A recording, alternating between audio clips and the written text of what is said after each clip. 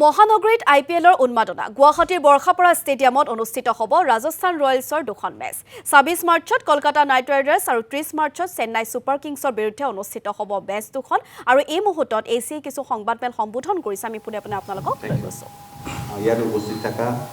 ৰাজীৱ দা পৰীক্ষিত দা আৰু মাই dear friends আপোনালোকে already পৰীক্ষিত দাই কৈছে যে যিহেতু অহা ২৬ তাৰিখ আৰু ৩০ তাৰিখে ইণ্ডিয়ান প্ৰিমিয়াৰ লীগৰ দুখনকৈ ইয়াত মেচ অনুষ্ঠিত হ'ব ২৬ তাৰিখ আৰু ৩০ তাৰিখে প্লেনটো আমি আগৰবাৰ যেনেকুৱা কওঁ ট্ৰেফিক মেন একেই আছে কিন্তু যিহেতু পটাচি লামবাৰীত এখন ব্ৰিজ বনাই আছে সেইটোৰ কাৰণে আমি ট্ৰেফিক মুভমেণ্টটো অলপ চেঞ্জ কৰিছোঁ আগতকৈ আৰু আপোনালোকে জানে আজি বা কেইদিনমানৰ আগত ফিল্ড ইষ্ট চাইডে যি নতুন ৰাস্তা হৈছে ডক্টৰ ভূপেন হাজৰিকা পথ বা যিটো মৰা ভৰলু পথ বুলি কয় তাতো আমি কিছুমান যান বাহনৰ ক্ষেত্ৰত নিয়ন্ত্ৰণ কৰিছোঁ তাৰ আগতে মই আপোনাক কৈছোঁ মই এটা প্ৰেছ ৰিলিজ উলিয়াইছোঁ আগে পিছে যেনেকৈ উলিয়াওঁ এইবাৰো আনিছোঁ মই এবাৰ পঢ়ি দিওঁ আৰু ইয়াৰ কপি এটা মই আপোনালোকক দিম মই আপোনালোকৰ থ্ৰুদি মিডিয়াৰ থ্ৰুদি আপোনালোকক এটা আহ্বান জনাইছোঁ আপোনালোকে যদি এইটো সম্প্ৰচাৰণ কৰক পাব্লিছ কৰক যাতে গুৱাহাটীবাসী ৰাইজ তথা অসমবাসী চবেই জানে যে ট্ৰেফিক প্লেনটো আমি কেনেকৈ কৰিছোঁ আৰু আপোনালোকৰ থ্ৰুদি মই অসমবাসীক অনুৰোধ জনাইছোঁ যে খেলখন সুকলমে হৈ যাবৰ কাৰণে আপোনালোকে এচিয়াক সহায় কৰাৰ লগতে অসম পুলিচকো সহায় কৰক যাতে যিখন খেল দুখন খেল আছে এই কোনো ধৰণৰ ব্যাঘাত নোহোৱাকৈ মানুহে যে ভালকৈ এটা চাই এটা মানে উপভোগ যিটো এটা উৎসৱমুখৰ পৰিৱেশ এটা আছে সেইটোত যাতে কোনো ব্যাঘাত নজন্মে সেইটো কাৰণে অসমবাসী ৰাইজৰ পৰা অসম পুলিচে সহায় সহযোগিতা আশীৰ্বাদ বিচাৰিছোঁ আমি এতিয়া এনেকুৱা হৈছে মই জাষ্ট পঢ়ি দিছোঁ এই যিটো আমি ট্ৰেফিক প্লেন বনাইছোঁ বা ৰেগুলেশ্যন কৰিছোঁ সেই তাৰ আগতে কৈছোঁ সেই ৰেগুলেশ্যনটোত কোনো ধৰণৰ ambulance fire brigade school carrying vehicle বাচ্চা কেৰিং ভেহিকেল বা ইমাৰ্জেঞ্চি ছাৰ্ভিচ মেডিচিনৰ যিখিনি তাত কোনো ধৰণৰ হেম্পাৰ নহয় যদিও আমি এটা ৰাস্তা ওৱান ৱে কৰিছোঁ সেইটো ৰাস্তাত যদি এম্বুলেঞ্চে আহে বা ফায়াৰ ব্ৰিগেডে আহে সেইটো তাত কোনো ধৰণৰ অবষ্ট্ৰাকশ্যন বা ৰেগুলেশ্যন নহ'ব এতিয়া এই যিখন প্লেন বনাইছোঁ আমি বেচিকেলি শিশু ষ্টুডেণ্ট ছিনিয়ৰ চিটিজেন আৰু যিখিনি ফিজিকেলি ডিফাৰেণ্টলি এবল পাৰ্চন সেইখিনিৰ কাৰণে এই বেছিকৈ প্লেনটো বনোৱা হৈছে এই প্লেনটোৰ প্ৰথম পইণ্টটো হৈছে যে all type of commercial carrying goods ই 2 চকা হ'ব পাৰে 4 চকা বা 6 চকাই হওক সেইখিনি 3টা বজাৰ পৰা ফ্ৰম 2 PM টিল 12 মিডনাইট গুৱাহাটীৰ কিছুমান অঞ্চলৰ আছে মই কৈ দিছোঁ যেনে হৈছে GS road BK Kakati road AK Azad road AK Dev road Kul Basumatary road doctor Bhupen Hazarika পথ মৰা ভৰলু পথ FA road Dupalia road Bishnupur road MG road AT road RKC road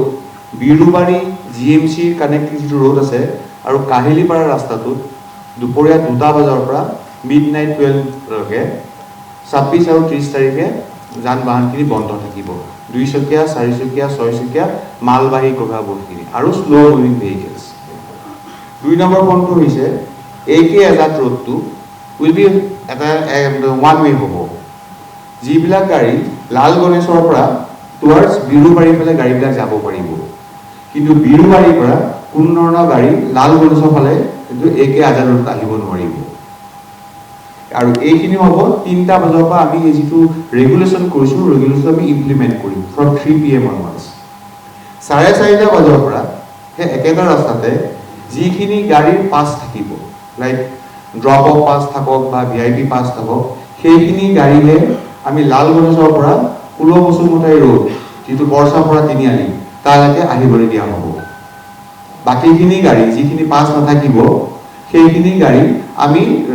লাল গণেশ পইণ্টৰ পৰা ৰাইট চাইডে পঠিয়াই হায়াত হস্পিটেল কাহিলীপাৰা ৰাস্তা ফালে পঠিয়াই দিম একেধৰণে যিখিনি গাড়ী আপোনাৰ বিৰুবাৰী চাইডৰ পৰা আহিব সেইখিনি গাড়ী আমি চাইকেল ফেক্টৰীত ৰখাই ৰাইট ট্ৰেক কৰাই দিম বিৰুবাৰী চাইডৰ পৰা কোনো ধৰণৰ পাছ থকা গাড়ীও এইফালে আহিব নোৱাৰিব তোৰ লাল গণেশ তেওঁলোকৰ ৰাইট ট্ৰেকেদি পঠিয়াই চাইকেল ফেক্টৰী দি হৈ তেওঁলোকক আমি এতিয়া তেওঁলোকে আদ্য নগৰ এইফালে পঠিয়াই দিয়া হ'ব কুল বসুমতাৰী যিটো ৰাস্তা বৰচাপাৰাৰ পৰা যিটো ধীৰেনপাৰা কানেক্টিং ৰোড আছে সেই ৰাস্তাটো 3টা বজাৰ পৰা অকল ওৱান ৱে হৈ যাব আৰু 4:30 বজাৰ পৰা অকল যিখিনি VIP পাছ থাকিব সেইখিনি গাড়ীয়ে পূৰ্ব পশ্চিমীয়া ৰাস্তাত চলাচল কৰিব দিয়া হ'ব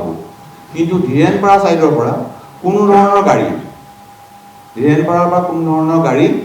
আপোনাৰ পূৰ্ব পশ্চিমীয়া ৰোডত চলাচল কৰিবলৈ দিয়া নহ'ব আৰু আপোনালোকে জানে মই আগতে কৈছোঁ যে যিটো মৰা বড়ো ৰোডটোত কোনো ধৰণৰ গাড়ী চলাচল কৰিবলৈ দিয়া নহ'ব আৰু একেধৰণে যিটো ৰাজীৱ গান্ধী পথ আছে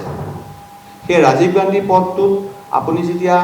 নেশ্যনেল হাইৱে 27ৰ পৰা আহে ISBT কিনাৰেদি সেইফালে আহিব পাৰিব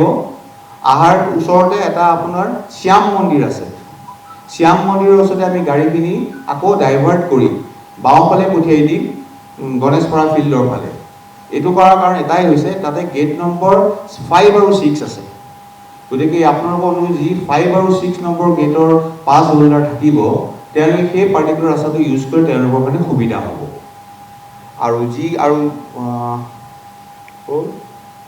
আৰু এটা কথা হৈছে কোনো ভেহিকেলবিলাক বৰচাপাৰা তিনিআলিৰ পৰা ধীৰেনপাৰা তিনিআলিলৈ পূৰ্ব পশ্চিমীয়া ৰোডত তাৰপিছত চাইকেল ফেক্টৰী টু লাল গণেশ আৰু আমবাৰীৰ পৰা চম্পাৱতী স্কুল যিটো ৰাস্তা আছে সেই ৰাস্তাৰ কোনো চাইডে বোথ চাইডে কোনো ধৰণৰ ভেহিকেল পাৰ্কিং এলাউড নহ'ব আৰু one side parallel road parking দিয়া হৈছে Champabati high school to Garchuk on AK Dev road তাত আপুনি ৰোড চাইড পেৰেলেল পাৰ্কিং কৰিব পাৰিব আৰু এটা কথা কৈছোঁ আগে পিছে আমি ট্ৰেফিকে বহুত অসুবিধা পায় এই যিখিনি VIP পাছ লৈ গাড়ী সোমাই পেলাই মানুহ ড্ৰপ দি আকৌ ওলাই যায় একেখন গাড়ীয়ে 2-3 বাৰ আপ ডাউন কৰে গতিকে এইবাৰ মই সকলো অনুৰোধ কৰিছোঁ যে এবাৰ যেতিয়া গাড়ীখন সোমাই যাব যেতিয়ালৈকে খেলখন চেজ নহয় তেতিয়ালৈকে আকৌ সেইখন গাড়ী ওলাই আহিব নোৱাৰিব আৰু এটা কথা হৈছে এতিয়া হৈছে সোমোৱাটো মই ক'লোঁ ওলাই যোৱা ৰাস্তাটো এনেকুৱা হ'ব after the game is over যিখিনি খেলপথাৰৰ মাজত থাকিব তাৰমানে ACA ষ্টেডিয়ামৰ ভিতৰত যিখিনি গাড়ী পাৰ্ক কৰি থোৱা যাব সেইখিনি ৰাইট চাইড या লেফ্ট চাইড বোথ চাইড যাব পাৰিব ৰাইট চাইড গৈ পেলাই তেওঁলোকে আপোনাৰ পূৰ্ব পশ্চিমীয়া ৰাস্তাৰ ৰাইট চাইডে যদি গুচি যায় আপোনাৰ বৰচাপাৰা তিনিআলি পাব বৰচাপাৰা তিনিআলিৰ পৰা তেওঁলোকে লেফ্ট চাইডে যদি গুচি যায় তেওঁলোকে চাইকেল ফেক্টৰী হৈ বিৰুবাৰীলৈ গুচি যাব পাৰিব আৰু ৰাইট চাইডে ওলাই গৈ তেওঁলোকে লাল গণেশ হৈ নিজৰ ডেষ্টিনেশ্যন যাব পাৰিব একৰ্ডিংলি যিখিনি গাড়ী লেফ্ট চাইডে ওলাই যাব